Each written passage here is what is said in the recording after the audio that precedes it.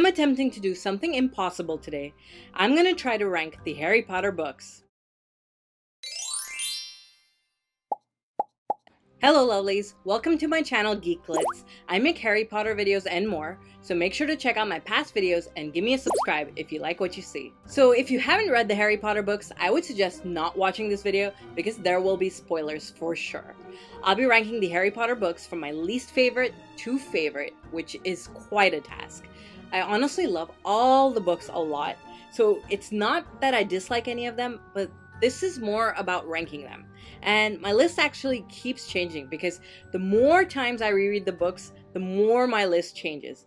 I don't know why, it just happens. So anyway, let's start with number 7 on my list, which is Order of the Phoenix. Don't get me wrong, I still love this book and I love that it is so long, but there are aspects of it that make me not as interested in rereading it as the others, if that makes sense. Like, I hate Umbridge, so I think that's a large part of it. She just annoys me and makes me mad, and I hate the way she treats Harry, Hagrid, Trelawney, and like everyone else in this book. And then of course this book has a lot of like angsty Harry, like a lot of shouty caps lock on when he's talking to people. So I get that it's part of him growing up and kind of a culmination of everything that he's gone through, but it does make me a bit sad whenever I see him yell at Ron and Hermione, since they've been on his side for so long. And then of course, I so hate that Sirius dies. I like to pretend that didn't happen, so it makes me sad whenever I revisit that part in the book. And the fact that we never got real closure on his death, like, it was so abrupt and I still don't know what's the history and meaning behind that veil, so yeah. But there is a lot of good in this book too, of course, and one of the best things is that we get introduced to Luna, and the Harry Potter books wouldn't have been the same without her. So anyway, moving on to number 6 on my list, which is Chamber of Secrets. I know this book doesn't get a lot of love, but at one point in time, it actually used to be one of my favorites. I really like the plot and mystery behind the heir of Slytherin. It really intrigued me while growing up.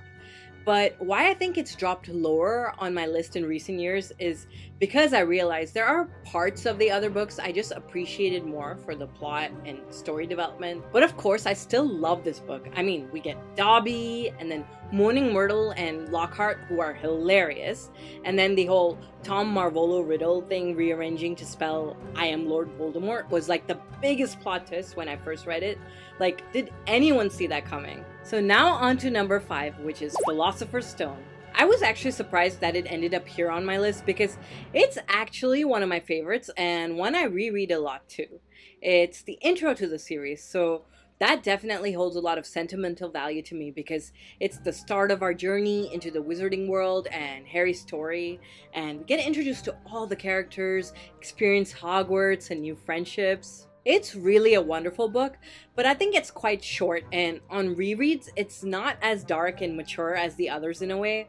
So I think as I've grown, I've found aspects of the other books that I've just appreciated more and more. So now I'm on number 4, which is Half-Blood Prince. This was such an amazing book, and one of my favorite things about this book is the whole backstory that we get on Lord Voldemort. It's fascinating, and I just love the sessions between Dumbledore and Harry exploring Voldemort's history. In this book, I also feel that Dumbledore actually finally starts seeing Harry as less of a child and trusts him with more information and tasks, and that's really nice to see.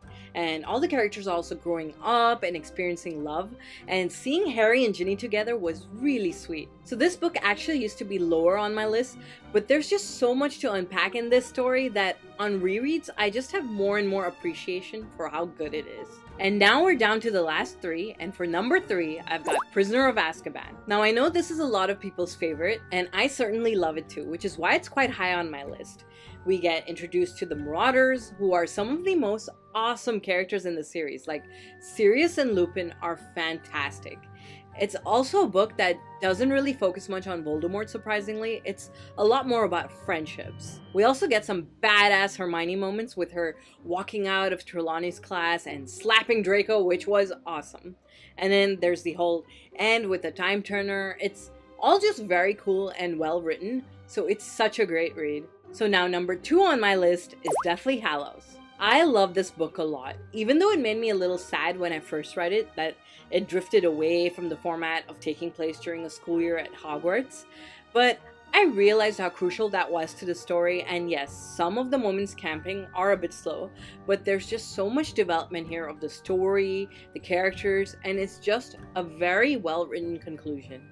I thought it was so interesting that Rowling was able to introduce a new plot point about the Deathly Hallows in the last book of the series, and that somehow that plot point had a crucial impact on Voldemort's end. The final battle at Hogwarts was heart-wrenching and impactful, and everything I thought it should be for a conclusion. And the Prince's Tale and the Forest Again chapters are some of my favorite chapters from the entire series, and they just really resonate with me. I love reading this book because it just brings this story to such a fitting end, and that's why it's second on my list. Which means my number 1 is Goblet of Fire. This book is my favorite for so many reasons. First of all, it was my only midnight book release, so there's that sentimental aspect, but then there's also the whole plot. I loved everything about the Triwizard Tournament, and it was so interesting to see more of the wizarding world and get to know more characters like Cedric, Crumb, and Fleur. And even Imposter Mad-Eye was kind of awesome. Like, he was a pretty great teacher, and he turned Draco into a ferret. I loved reading about the Quidditch Cup, Voldemort's return, and there's just so much about this book. I remember that after I read this for the first time, I couldn't wait for Order of the Phoenix, because with Voldemort being back, it was like a game changer in Harry's whole story. We even experienced our first hard-to-accept death in this book with Cedric's death, and I remember thinking that the story just got a lot more mature and serious. There's just a lot about this book that makes me love it, so it's my most favorite out of all the Harry Potter books. Anyway, this was my complete rank of the Harry Potter books. Leave me a comment and let me know what you thought of this video and what's your ranking of the Harry Potter books, because I'd love to know. And if you enjoyed this video, please give it a like and please subscribe to my channel GeekGlitz for more videos every week. My socials are in the description, so feel free to connect with me as I love to hear from you. Thank you for watching, lovelies. See you in the next video. Bye!